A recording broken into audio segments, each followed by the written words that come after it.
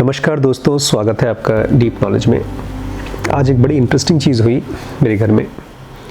मेरा बेटा आया एक हनुमान जी की मूर्ति लेकर, हमारे मंदिर में पड़ी हुई है, और मैंने पहली बार उसको देखा कि हनुमान जी की मूर्ति उसको अट्रैक्ट कर रही है। और फिर उसके सामने उसने दिया जलाया, हनुमान चालीसा पढ़ना शुरू कर दिया। वैसे तो हनुमान चालीसा नहीं पढ़ता था, बट अभी रिसेंटली उसने कोई वीडियो देखा जिसमें किसी बच्चे ने ये बताया है कि कैसे आप हनुमान चालीसा के ज़रिए हनुमान जी की शक्ति को इन्वोक कर सकते हैं। तो उसने मुझसे कहा कि बड़े पापा, ये तांत्रिक मेथड है। सभी मंदिरों में लोग दिया इसलिए जलाते हैं क्योंकि इसके ज़रिए एनर्जीज़ इन्वोक हो जाती हैं, हनुमान जी की एनर्जी इन्वोक हो जाती है। जिस भी भगवान के सामने आप दिया जलाएंगे वो इन्वोक हो जाता है।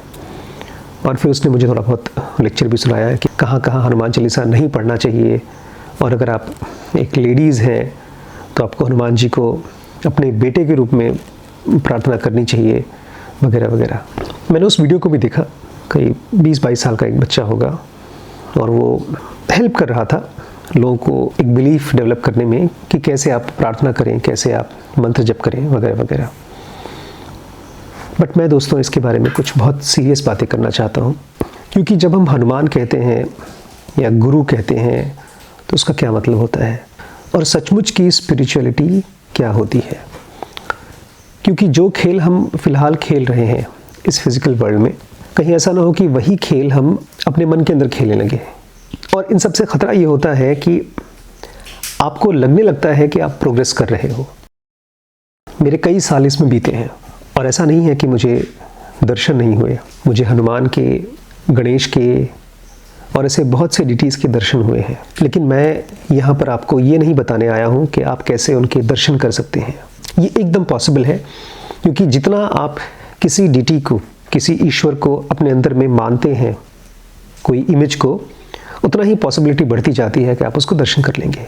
जैसे मुझे अक्सर दर्शन होता है सहर जी का, बुद्ध का, लेकिन मुझे पता है कि वो मेरे मन में से निकली हुई एक इमेज है, वो एक रियलिटी नहीं है। रियलिटी कोई और चीज़ होती है। और रियलिटी के साथ आपका रूबरू, जो सचमुच का भगवान है, जो कोई रूप नहीं है, उसके साथ जब आपका रूबरू होता है तो आप नहीं होते, आप ख़त्म हो चुके होते। तो मैं चाहता हूँ आप इन 8 बातों को अपने दिमाग में समझें, इसको समझें। बचपन में मम्मी मुझे रटवाती थी, हनुमान चालीसा रटो। पूरी की पूरी हनुमान चालीसा दिन में 2 बार 3 बार बुलवाती थी, और मुझे बड़ा सात्विक लगता था। लेकिन कई साल प्रार्थना करने के बाद भी मेरा कन्फ्यूजन ख़त्म नहीं हुआ। मेरी बहुत सी प्रॉब्लम सॉल्व हो गई, उसमें कोई डाउट नहीं है। क्योंकि जब आप किसी डिटी को पूरे भरोसे के साथ पूजा करते हो, प्रार्थना करते हो, तो भरोसा इतना स्ट्रांग हो जाता है कि अपने आप में वो भरोसा ही आपकी फेवर में काम करना शुरू कर देता है। इसीलिए मैं चाहता हूँ कि आप अपने मन में राइट चीज़ पर भरोसा करें। और वो राइट चीज़ क्या है? वो हनुमान की फिगर नहीं है, वो हनुमान की ताकत नहीं है ना। इस फिजिकल वर्ल्ड में कोई भी डिवाइन अपनी ताकत नहीं दिखाता। यहाँ पर सबसे बड़ी अथॉरिटी है पंच महाभूतों की, जो 5 एलिमेंट्स हैं फिजिकल वर्ल्ड के। और जो इंसान इनसे फ्री हो जाता है वो इनके ऊपर अपनी ताकत दिखा सकता है, बट दिखाना ही नहीं चाहता। इसलिए सबसे पहला पॉइंट मैं चाहता हूं आप अपने आप से पूछें, आर यू वर्दी? क्या आपके अंदर में पात्रता है ईश्वर को, रियलिटी को जानने के लिए? मुझे माफ़ करिएगा, क्योंकि देखा जाए तो हम सब के सब वर्दी हैं भगवान को जानने के लिए, एक्सपीरियंस करने के लिए, उनका ग्रेस पाने के लिए। लेकिन हम में से कुछ लोग ऐसे भी हैं जो सच पूछिए तो इसके लायक नहीं है। मतलब है, कौन है जो भगवान के लायक नहीं है? मैं बताता हूँ। मैं वर्दी उसको बोलता हूँ, या उस स्टेज ऑफ लाइफ को बोलता हूँ जब आप एक स्पिरिचुअल नॉलेज को पढ़ते हैं। भगवद गीता है, पतंजलि योग सूत्र है, या इवन हनुमान चालीसा भी अगर आप पढ़ते हैं, तो उस नॉलेज को आप सुनते ही आपके मन में बिलीफ डेवलप हो जाता है। और रुकिए, वो बिलीफ तुरंत एक्शन बन जाता है। वो डिज़ायर नहीं बनता, वो थॉट्स नहीं बनता। जो आदमी प्योर नॉलेज को सुनते ही समझना शुरू कर देता है, और वो समझ उसकी लाइफ में एक्शन बन जाती है, उसका आचरण बन जाती है, वो है वर्दी। और वही खुद हनुमान का भक्त नहीं, वो खुद हनुमान हो जाता है। और वहीं जो ऐसी किताबों को पढ़ता है उसको समझ में नहीं आता, क्योंकि इस नॉलेज को समझने के लिए दिमाग को ऐसे काम करना होता है जैसे आप कोई मुश्किल सवाल को हल करने के लिए यूज़ करते हैं, इसलिए मेहनत लगती है। बट आमतौर पे हम लोग इतना मेहनत करने के लिए रेडी नहीं होते हैं। तो जो आदमी ऐसी बुक्स को पढ़ता है लेकिन उसको समझ में नहीं आता, तो अपने आप ही कंक्लूजन्स बनाता है। बेसिकली वो कंफ्यूज्ड है, लेकिन वो एजम्पशंस बनाता है कि हो ना हो ये भगवान है, और अगर मैं ऐसे करूँगा, ऐसे दिया जलाऊँगा, ऐसे हनुमान चालीसा पढ़ूँगा, तो वो हनुमान मेरे सामने आ जाएंगे और उसके बाद जो भी चाहूँगा मैं उनसे करवा सकता हूँ। तो ऐसा आदमी अनवर्दी है, ऐसा आदमी ज्ञान के लायक नहीं है। लेकिन ऐसा नहीं कि वो आदमी ख़राब है, वो अभी इमेच्योर है। वो ऐसी लकड़ी है जिसके अंदर में अभी पानी है, अभी उसको ज्ञान की आग से अगर आप जलाने की कोशिश करेंगे तो पूरी तरह से आग पकड़ेगी नहीं। और वहीं पर वर्दी वो है जो पूरी तरह से अपने आप को डिवोटेड है जानने के लिए, सीखने के लिए, खाली किसी भगवान की एनर्जी को इन्वोक करने के लिए नहीं। और इसी के साथ मेरा दूसरा पॉइंट आता है दोस्तों, डिवोशन। जब हम किसी की भक्ति करते हैं, किसी की भी भक्ति करते हैं, और ख़ास तौर से जब डिवाइन एनर्जीज़ की, भगवानों की भक्ति करते हैं, तो दो तरह की भक्ति होती है।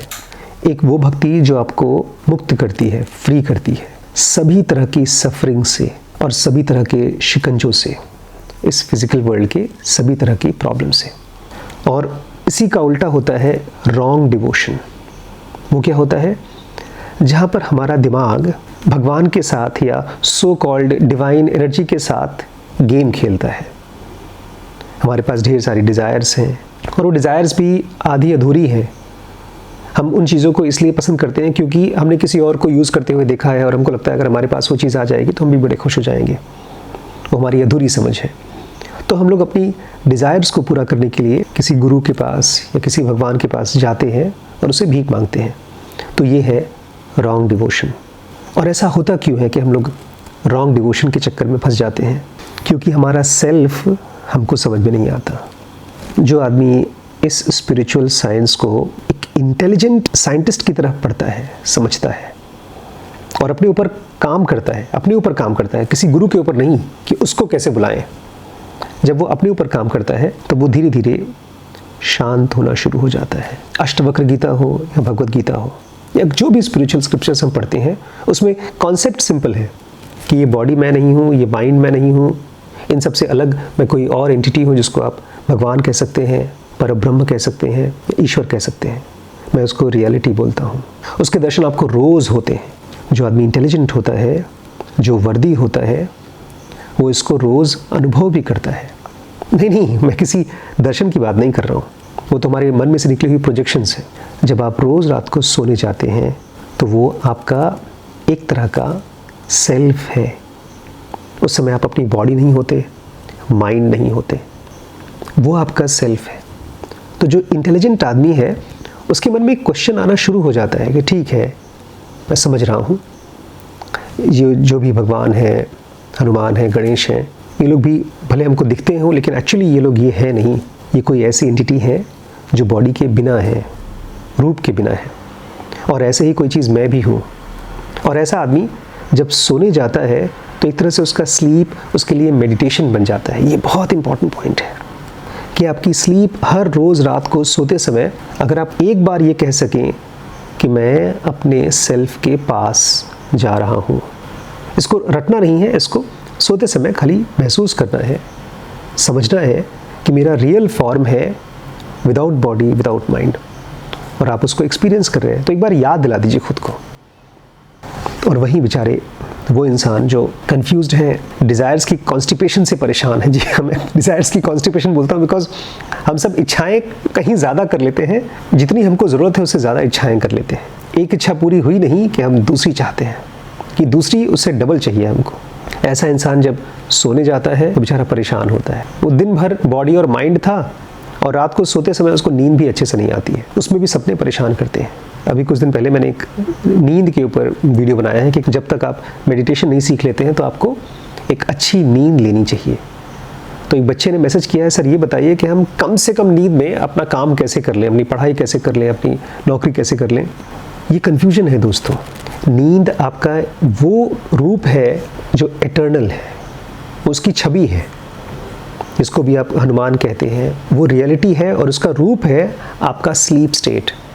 अगर आप स्लीप को कॉन्शियसली अप्रोच करेंगे तो धीरे धीरे आप दिन के समय भी मेडिटेशन को समझ पाएंगे, जी पाएंगे।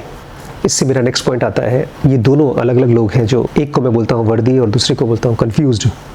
वो मेडिटेशन को कैसे अप्रोच करते हैं। जो समझदार होते हैं वो जानते हैं कि मेडिटेशन मतलब एक नोइंगनेस, जहाँ पर आप अपनी बॉडी में और अपने माइंड में हर चीज़ को जान तो रहे हैं लेकिन उसमें फंस नहीं रहे हैं।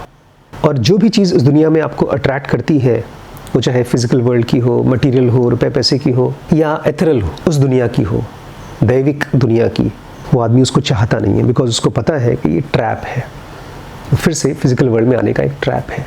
और वहीं जो कंफ्यूज्ड होते हैं वो अलग अलग तरीके से मेडिटेशन को अब चेंज करना चाहते हैं। जैसे इस वीडियो में इस बच्चे ने बताया कि ये तांत्रिक मेथड बता रहा हूँ मैं आपको, कि आप दिया जला लीजिए और हनुमान जी के सामने बैठ जाइए, तो तांत्रिक मेथड है। पता है क्या होता है, मेरे अंदर में एक डिज़ायर है, उस डिज़ायर को पूरा करने के लिए मैं कोशिश करता हूँ, अपने से बड़ों के पास जाता हूँ, उनसे बोलता हूँ ये काम कर दो मेरा, भाई मुझे कुछ खाना है तो पैसे दे दो, मुझे कोई गैजेट खरीदना है तो पैसे दे दो, आप खरीद दो चल के। होती कोई ऐसी डिज़ायर है जो बहुत बड़ी है, पूरी नहीं हो रही, तो हम उसके लिए जाते हैं भगवानों के पास मस्का मारने के लिए, मंदिरों में नॉर्मल तरीके से। लेकिन अब वो भी नहीं काम कर रहा है, तो अब हम कहीं सुनते हैं किसी के मुँह से कि वो तांत्रिक तरीका आ गया है, तो अब हम वो कोशिश करते हैं, भगवानों के सामने पैंतरे लगाते हैं और भूल जाते हैं जो बेसिक पर्पस है, वो है माइंड का पीसफुल होने का पर्पस। और फिर आपको कुछ पाने के लिए किसी से कुछ मांगना नहीं पड़ेगा, वो अनायास हर चीज़ आपके पास आ जाएगी। जैसे जैसे आपका लेवल ऑफ अंडरस्टैंडिंग बढ़ते जाता है, आपका लेवल ऑफ बीइंग बढ़ते जाता है, आपका, किसी और देवी देवता का नहीं, आपका, वो एनर्जी जो इन्वोक करनी है वो आपको अपनी करनी है, किसी और की नहीं। इसलिए हनुमान राम के भक्त थे, और कभी हनुमान ये नहीं कहते कि तुम मेरे भक्त बनो। ये अजीब चीज़ नहीं है, ये पूरी की पूरी रामायण का जो सार है वही हम मिस कर गए हैं। राम खुद को जानते हैं, हनुमान जब राम को जानते हैं तो वो भी खुद को जानने की बात कर रहे हैं। और एक आदमी जो स्पिरिचुअल एस्पिरेंट है, जो सच्चे स्पिरिचुअल रास्ते पे चल रहा है, वो हर रोज़ उसके दिमाग में सबसे इंपॉर्टेंट चीज़ है ब्लॉक्स। ये कौन सी चीज़ें हैं जो मेरी स्पिरिचुअल प्रोग्रेस को रोक रही हैं। ऑब्वियसली सबसे कॉमन चीज़ है हमारा माइंड, हमारे थॉट्स और हमारे इमोशंस। जब हम लोगों से मिलते हैं, किसी से कुछ लेते हैं, किसी को कुछ देते हैं, और इसी प्रोसेस में हम ढेर सारी एक्सपेक्टेशंस करते हैं और एक्सपेक्टेशंस देते हैं, और उसी में हमारे इमोशंस कनेक्ट हो जाते हैं। और एक सच्चा स्पिरिचुअल एस्पिरेंट इन हुक्स को, इन ब्लॉक्स को पहचानता है, क्योंकि इन्हीं से बनता है हमारा ईगो। एक सच्चा स्पिरिचुअल एस्पिरेंट अपने ब्लॉक्स को रोज़ जानता है। और ये इंपॉर्टेंट भी है, क्योंकि आप भगवान को कितने अच्छे से जानते हैं उससे फ़र्क नहीं पड़ता है, आपको अपने आप को अच्छे से जानना है, बिकॉज वो भगवत्ता जिसको आप खोज रहे हैं बाहर, वो आपके अंदर है।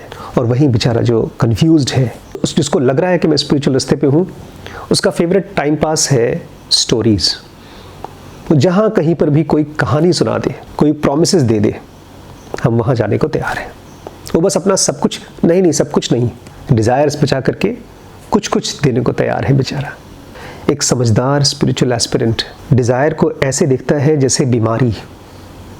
हम सब जब बीमार होते हैं तो हम चाहते हैं बीमारी ख़त्म हो जाए और बढ़ाते नहीं हैं, लेकिन एक कंफ्यूज्ड आदमी अपनी डिज़ायर्स को देखता है कैसे मैं उसको पूरा कर लूँ और इसके बाद इससे भी अच्छी और बड़ी डिज़ायर्स कर लूँ। इसीलिए जब डेथ आती है, डेथ ये बहुत इंपॉर्टेंट पॉइंट है दोस्तों, क्योंकि भगवान आपको कब हेल्प कर पाएंगे पता है, जब आप पूरी तरह से रेडी हैं, आपके मन में सारी डिज़ायर्स ऑलमोस्ट काम हो चुकी है, कोई डिज़ायर आपको डिस्टर्ब नहीं कर पाती, तब आप डेथ के लिए रेडी होते हैं। ऐसे आदमी के लिए डेथ एक मोमेंट ऑफ जॉय है। वो रोज़ कई दिनों से, कई महीनों से, कई सालों से अपने बॉडी में से बाहर निकलता था मेडिटेशन के दौरान, और बॉडी में आता था, वो बॉडी में आता था। इसलिए जब वो फाइनली अपनी बॉडी को छोड़ता है, वो एक जॉयफुल एक्सपीरियंस होता है, बिकॉज वो फ्रीडम है उसके लिए। और वहीं पर बेचारे जो कंफ्यूज्ड हैं, वो bundle of thoughts, bundle of desires हैं। इसलिए जब उनकी डेथ होती है तो उनको लगता है कि हाय राम, मैं मर रहा हूँ, ये बॉडी तो वैसे मरने वाली थी। बट उनके लिए डेथ का एक्सपीरियंस एक टेरेबल एक्सपीरियंस होता है, और कोई भगवान हेल्प कर नहीं पाता ऐसे आदमी को, बिकॉज वो डर आपके ही मन में है, वो नर्क और स्वर्ग आपके ही मन में है। फाइनली मेरा लास्ट पॉइंट है दोस्तों, जो समझदार आदमी है वो याद रख पाता है अपने गुरु के शब्दों को। और जब मैं गुरु के शब्द बोलता हूँ तो मैं इनसाइट्स की बात कर रहा हूँ, बिकॉज जब मैंने पहली बार इन स्पिरिचुअल बुक्स को पढ़ना शुरू किया तो मुझे वो चीज़ें समझ में आने लगी और वो दिन भर याद रहती थी। वो आज भी याद है, शब्द नहीं, वो फार्मूलाज़ की तरह है। और वही फार्मूलाज़ मैं आपको शेयर करता हूँ जब आप ज़ेनोगा बेसिक या एडवांस कोर्स पढ़ते हो, तो जिसमें आप अपने मन को समझते हो, खुद को समझते हो। अगर आप इन बातों को नहीं समझ पाते हो, गुरु को केवल एक VIP की तरह ट्रीट करते हैं और आप उम्मीद करते हैं कि आपके मस्का मारने से, आपकी प्रार्थना करने से गुरु खुश हो जाएगा आपके ऊपर, तो आप सफ़र करेंगे। बिकॉज कितना भी महान गुरु हो, वो केवल उसी इंसान को हेल्प कर सकता है जो टीचिंग्स को समझ सके और याद रख सके। आप दिया जलाते हैं ना, एक दिए से दूसरा दिया कैसे जलाएंगे आप? इसमें तेल है, बाती है, और इसमें भी तेल है, लेकिन अगर पानी हुआ तो दिया नहीं जलेगा। इसलिए ब्लाइंडली किसी चीज़ को फॉलो मत करिए। ईश्वर कोई रूप नहीं है, अगर उस रास्ते पे चले एक नया ही मोड़ ले लेगा आपका, और वो कई जन्मों के लिए फसावट हो जाएगी। इन भगवानों ने हमारे लिए टीचिंग्स दी है। राम ने योग वशिष्ठ में हमको सिखाया है कि जो सबसे इम्पॉर्टेंट एंटिटी है वो सेल्फ है। हनुमान भी अगर राम की प्रार्थना करते थे, राम को अपने हृदय के अंदर जानते थे। वो जानते थे कि जो चीज़ हनुमान है वही चीज़ राम है, और हम यहाँ पर सब कुछ छोड़ करके उनकी एनर्जी को इन्वोक कर रहे हैं। जब तक ईश्वर आपके बाहर है तब तक आप सफ़र करते रहेंगे। इसलिए भगवान को जानिए, लेकिन अपने सेल्फ के फॉर्म में, अपने फॉर्म में, ठीक है। अगर आपको ये वीडियो काम का लगा हो तो इसे लोगों के साथ शेयर करें, और अगर आप इस चैनल पे पहली बार आए हैं तो सब्सक्राइब करके जाएं। और अगर आपको इस पूरे नॉलेज को डीपली स्टडी करना है तो ज़ेनोगा बेसिक और एडवांस कोर्स हमारे साथ कर सकते हैं। और फिजिकल वर्ल्ड में अगर आपको सक्सेसफुल होना है, उसके लिए हमने WBX बनाया है। और एक तीसरा कोर्स हमने बनाया है BDM, best decision making course. Psychologically आप कैसे हर छोटे छोटे और बड़े डिसीजंस को सही तरीके से ले सकें। सो ये व्हाट्सएप का नंबर है, इस पर कनेक्ट करके आप ज्वाइन कर सकते हैं।